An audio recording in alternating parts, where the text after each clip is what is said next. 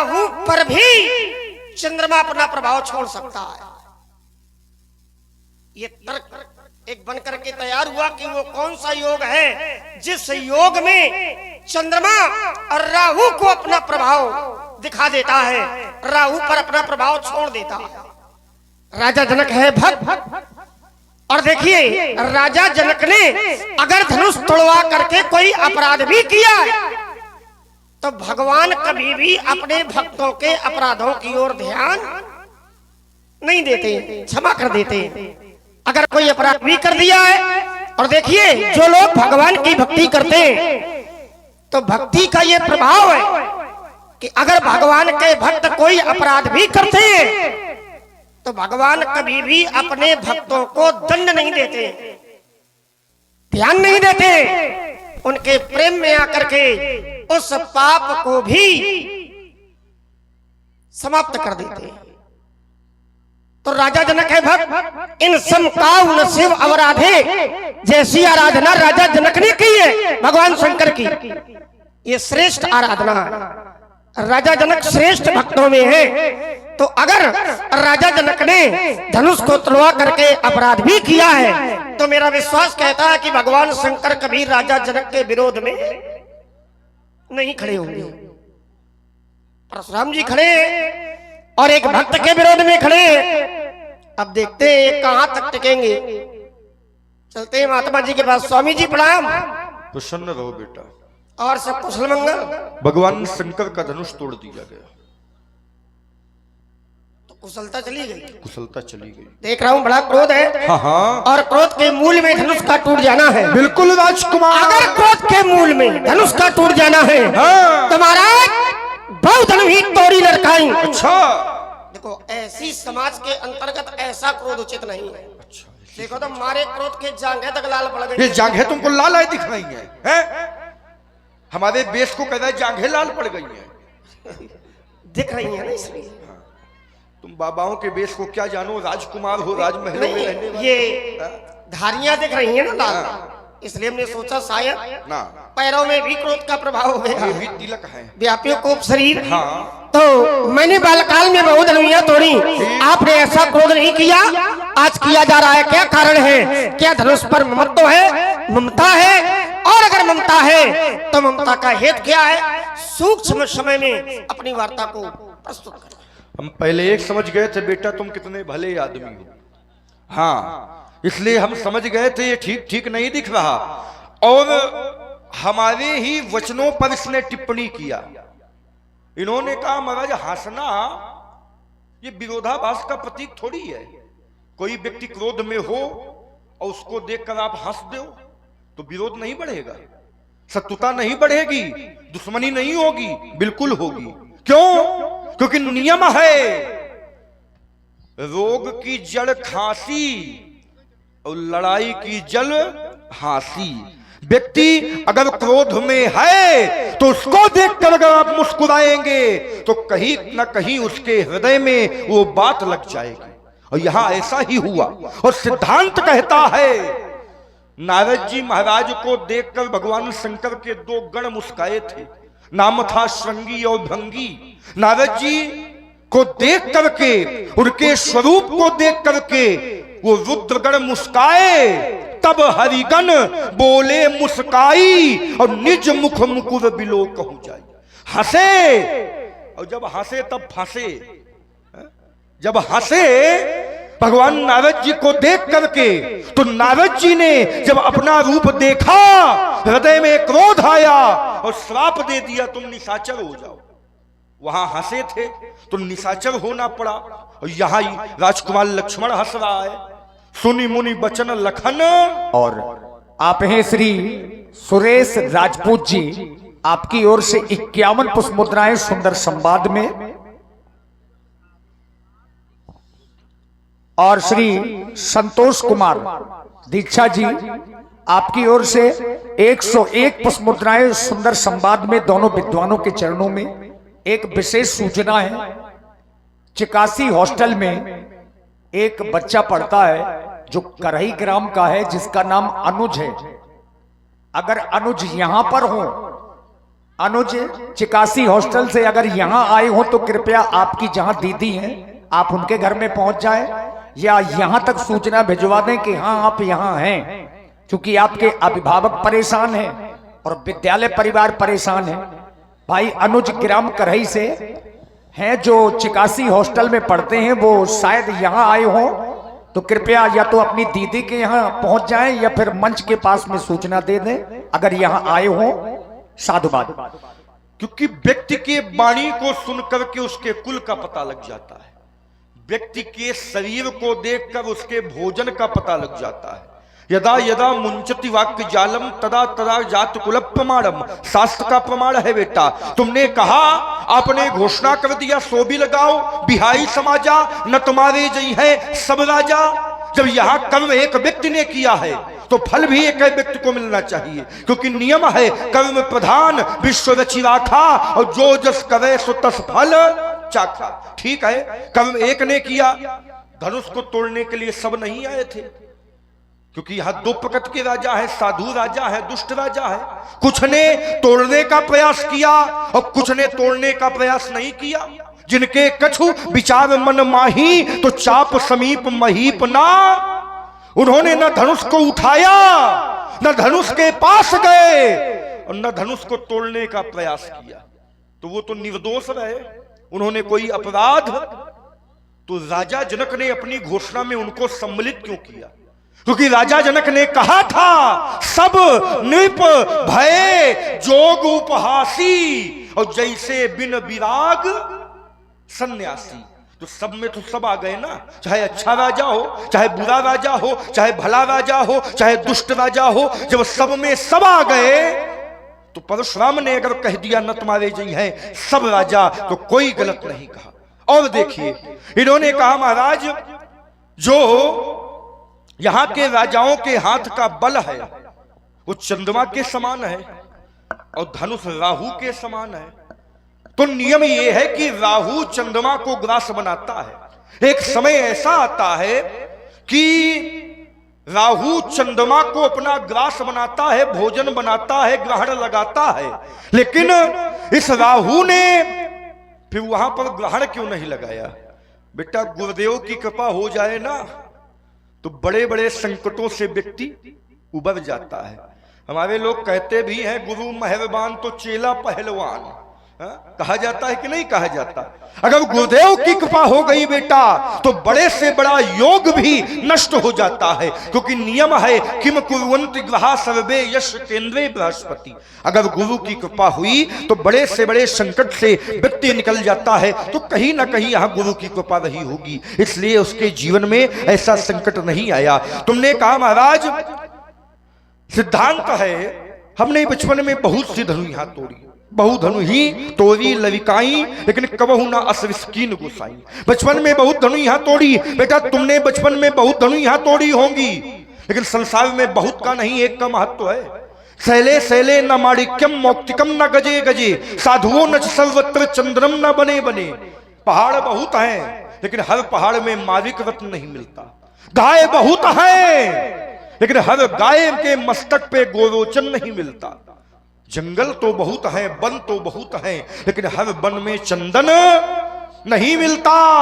व्यक्ति तो बहुत है, लेकिन हर व्यक्ति साधु नहीं होता। जो तुमने बचपन में धनु यहां तोड़ी तो बहुत तोड़ी थी, उनका महत्व नहीं था, क्योंकि जब वो तोड़ी थी तो ऐसी ध्वनि नहीं हुई थी। लेकिन जब ये टूटा है तो भरे भुवन घोर कठोर रव रवि बाज तज मार्ग चले। जब ये टूटा है ऐसी ध्वनि हुई है कि त्रैलोक कांप गया है, सारा ब्रह्मांड डोल गया है, सूर्य के घोड़ों ने अपना मार्ग बदल दिया है। तो जो धनु यहां तुमने तोड़ी थी उनमें ऐसा शब्द नहीं हुआ था। तो बचपन में खूब तोड़ी कोई बात नहीं, लेकिन ये धनुष विशेष था, क्योंकि ये धनुष एक था और संसार में एक का महत्व है। अस्तुवेन बालक कालवास बोलत ही न स्वभाव, धनु ही सम त्रिपुरारि धनु विदित सकल संसार। राजकुमार लक्ष्मण जो भी बोलो संभाल कर बोलो। चलिए, जहां से आप प्रारंभ हुए थे मैं वहीं से आरंभ हो रहा हूं। प्रथम बात, मैंने कहा कि सभी राजाओं को मारने का निर्णय आपने कैसे ले लिया? सभी राजा अपराधी नहीं है और जब सभी राजा अपराधी नहीं है तो फिर सभी राजाओं को दंड भी नहीं मिलना चाहिए। ये न्याय दर्शन है। दंड संहिता के आधार पर जब तक अपराधी का अपराध सिद्ध न हो जाए तब तक न्यायाधीश अपराधी को कोई दंड नहीं देता। और यहां पर अभी अपराधी सिद्ध नहीं है और न ही सामने है। अब बिना अपराधी के आपने इतना बड़ा निर्णय ले लिया, बिना जानकारी के इतना बड़ा आपने निर्णय ले लिया सभी राजाओं को मारने का। अब आपने एक बात लगाई, आपने कहा कि राजा जनक ने कहा कि सब नर भय जोग उपहासी। ये राजा जनक ने कहा सब नर भय किसी ने तो जोग उपहासी, ये राजा जनक ने नहीं कहा। किसी ने तो कहा है, लेकिन क्यों कहा है? ये सामाजिक दर्शन है ना। ये कवि का लेखन है, ये कवि की भावना है प्रदर्शित की गई। सब नभ है जोग उपहासी, जैसे बिन विराग सन्यासी। अब यहाँ पर सब नभ में सभी राजा नहीं है, यहाँ सब नभ भय जोग उपहासी में केवल वो राजा हैं जो राजा धनुष तोड़ने के लिए गए। और अगर सभी राजा उपहास के पात्र बन जाते तो फिर आगे ये ना लिखा जाता बोले साधु भूप सुन वाणी। आगे ये भी तो है, जो राजा उपहास के पात्र बने हैं वो अलग है, और जो राजा साधु है वो उपहास के पात्र नहीं है। तो यहाँ वो राजा उपहास के पात्र है जो धनुष तोड़ने के लिए गए, सभी राजाओं के लिए नहीं है। ये सब शब्द यहाँ केवल उन राजाओं के लिए है जो राजा धनुष तोड़ने के लिए गए हैं। लेकिन आपका जो निर्णय है वो सभी राजाओं के लिए कि जितने राजा हैं, क्योंकि आप जानते नहीं है कौन साधु है कौन असाधु है। आपका निर्णय तो सभी राजाओं के लिए हुआ है। और यही बात हमें अच्छी नहीं लगी कि आपका आगमन धराधाम में साधुओं की रक्षा के लिए होता है, दुष्टों का वध करने के लिए होता है। परित्राणाय साधूनाम विनाशाय च दुष्टाम, दुष्टों का वध, साधुओं की रक्षा, धर्म की स्थापना और अधर्म का विनाश, इन कार्यों के लिए आप धराधाम में आते। और आप जैसे महात्मा के द्वारा, आप जैसे महापुरुष के द्वारा अगर दुष्टों के साथ साथ साधुओं का भी वध किया जाएगा तो आप अपने जीवन के साथ में न्याय नहीं कर पाओगे। इसलिए आपने जो सभी राजाओं को मारने का निर्णय लिया है ये ठीक नहीं है, ये उचित नहीं है। और राजा जनक के नियम में तुम ना जाओ। राजा जनक जो करेगा क्या वही कार्य आप करोगे? आप वो कार्य नहीं कर सकते हो। जैसे राजा जनक के लिए आपने जल शब्द का प्रयोग किया, क्या कहा है? जल। और जल माने भैया जल, जल माने, जल माने होता है मूर्ख। क्या होता है? मूर्ख। तो जो मूर्ख व्यक्ति होगा उसका नियम अलग होगा, उसका निर्णय अलग होगा। और आप राजा जनक को जड़ कह चुके हो, मूर्ख कह चुके हो, इसलिए जो राजा जनक करे उस नियम में आपको नहीं चलना। इसलिए राजा जनक ने अगर कहा भी है। और इसी सुंदर संवाद में आप हैं भैया अमरेंद्र कुमार जी पुरैनी वालों की ओर से 21-21 मुद्राएं, और श्री रमाकांत त्रिपाठी जी और जाहिर सिंह जी परिहार ग्रामल कछुआ 51 मुद्राएं आपकी ओर से। श्री छोटेलाल जी राजपूत ग्राम जमखुरी वालों की ओर से भी 51 मुद्राएं दोनों विद्वानों के चरणों में। धन्यवाद। एक और राजा जनक को मूर्ख कह रहे हो और दूसरी ओर राजा जनक के नियम में चल रहे हो, तो ऐसा कोई कार्य न करो कि हमें भी आपको उस कोटि में खड़ा करना पड़े।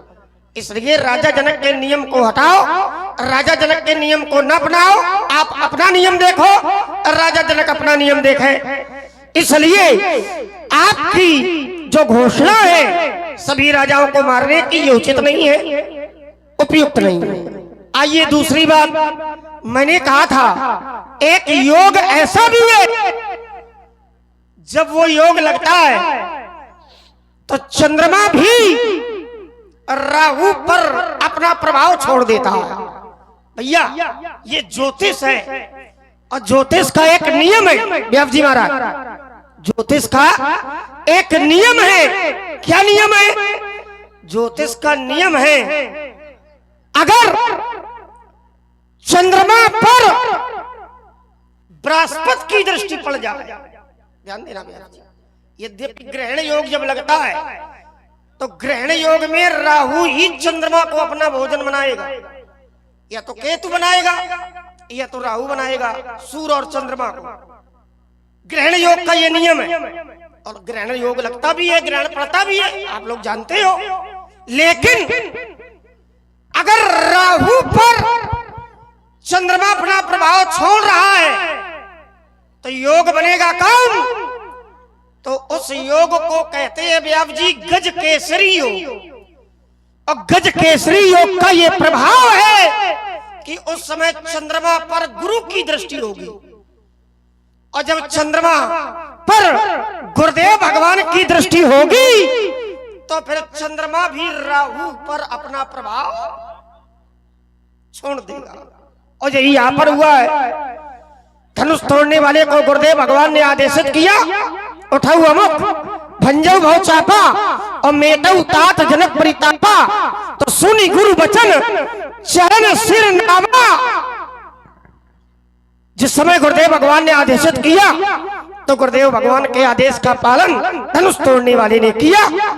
तो कहने का तात्पर्य है कि केंद्र में बृहस्पति यानी कि गुरुदेव भगवान है, और अगर अपने पक्ष में गुरुदेव भगवान हैं तो फिर संसार की सभी शक्तियां चाहे हमारे विरोध में हो जाएं, अगर गुरुदेव भगवान पक्ष में हैं तो फिर हमारा संसार में कोई कुछ बिगाड़ नहीं सकता है।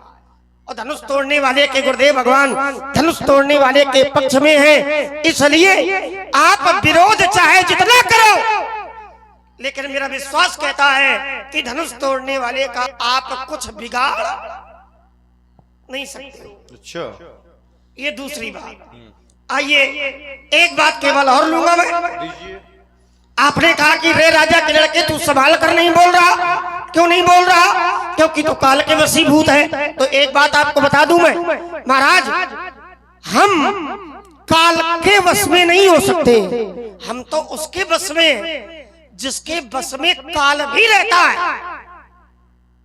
काल ब्याल कर भक्षक जोई, हम उसके बस में हैं। दूसरी बात, परमात्मा का नियम है, अगर परमात्मा का ध्यान, परमात्मा का गुणगान, परमात्मा की भक्ति अगर व्यक्ति निरंतर करता है तो भगवान कहते हैं कबहू काल न व्यापे तो ही और सुमरेऊ भजेऊ निरंतर।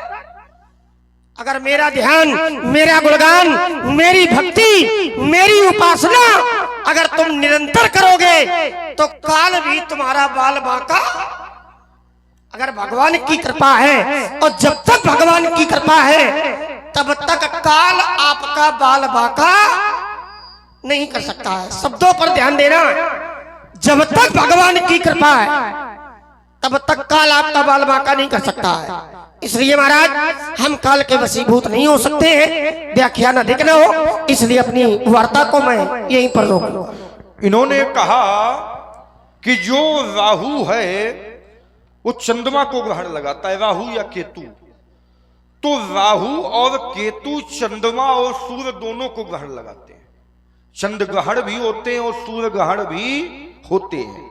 ये राहु पूर्व जन्म का स्वरभानु नामक व्यक्ति था, दैत्य था। हाँ, विप्रचित्ति का पुत्र था। जब देवता और दैत्यों के बीच में समुद्र मंथन हुआ, समुद्र मंथन से अमृत निकला, भगवान ने मोहिनी रूप धारण किया और देवताओं को अमृत पिलाने लगे और दैत्यों को मदिरा पिलाने लगे।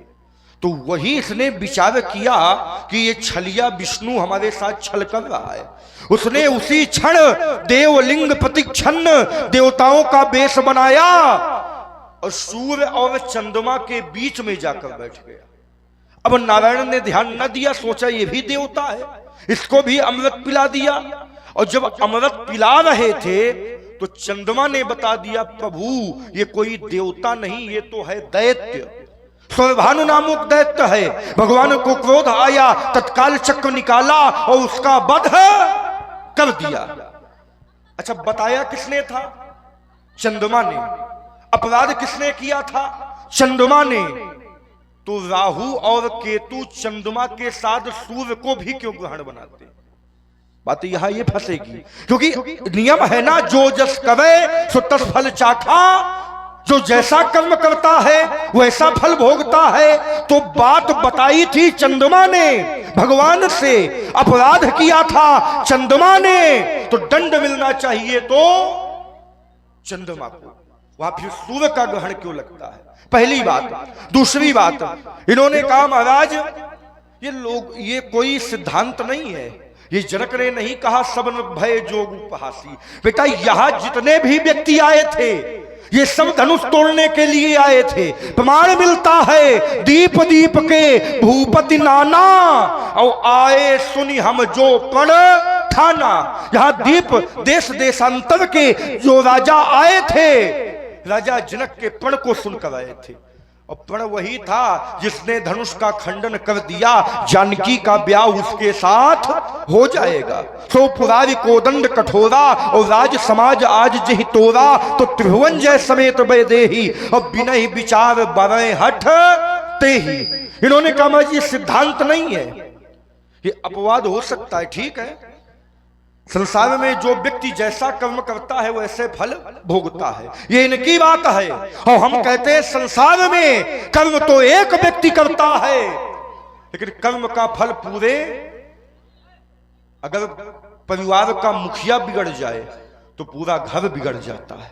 अगर देश का राजा बिगड़ जाए तो पूरा राज्य बिगड़ जाता है। अगर आचार बिगड़ जाए तो पूरा सनातन धर्म बिगड़ जाता है। तो संसार में सुन रहे हैं आप लोग, ये तार्किक संवाद आप लोग सुन रहे हैं और इसी में प्रभावित हुए आदरणीय श्री रुद्रदत्त तिवारी जी, CISF सिलमी खागा फतेहपुर, श्री भार्गव परशुराम जी और लक्ष्मण जी के चरणों में 51 पुष्पमुद्राएं सादर समर्पित कर रहे हैं।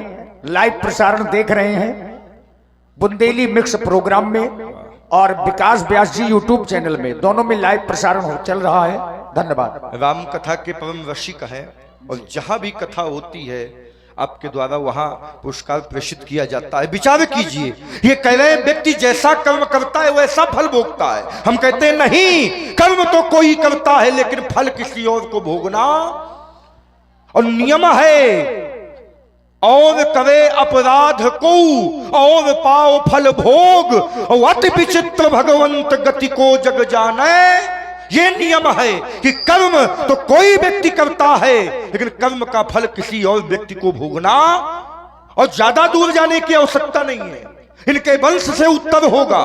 इनके वंश में एक राजा हुए हरिश्चंद्र। हरिश्चंद्र ने विश्वामित्र जी को 1 लाख स्वर्ण मुद्रा देने का संकल्प किया। हरिश्चंद्र ने विश्वामित्र जी को राजपाठ देने का संकल्प किया। संकल्प किसने किया था? हरिश्चंद्र ने। कर्म किसने किया था? हरिश्चंद्र ने। तो फल किसको भोगना चाहिए? हरिश्चंद्र को।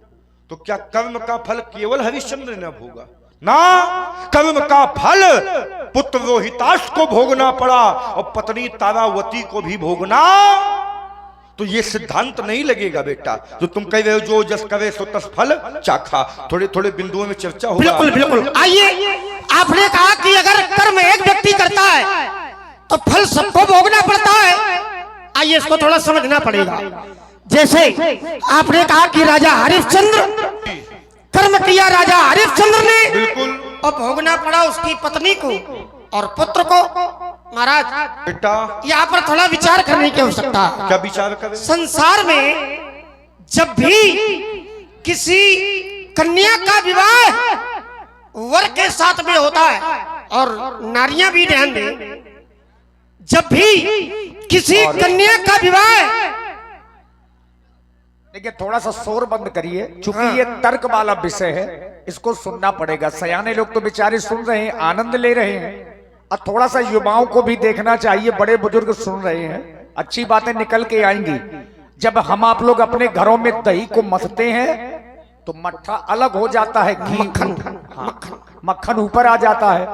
तो निवेदन है कि वही चल रहा है, थोड़ी देर में अभी घी आएगा, सबको मिलेगा। आप हैं आदरणीय श्री भवानी शंकर जी विजयपुर वालों की ओर से 101 पुष्प मुद्राएं दोनों विद्वानों के चरणों में।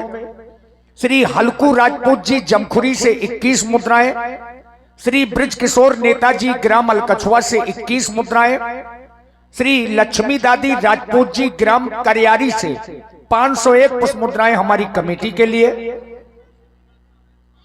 श्री झग्गू नाई जो ग्राम अलकछुआ से ही हैं, 21 मुद्राएं आपकी ओर से। और आप हैं अच्छा हमारे मैजिक मसाला ढाबा, पंडित जी सरीला में है, जरिया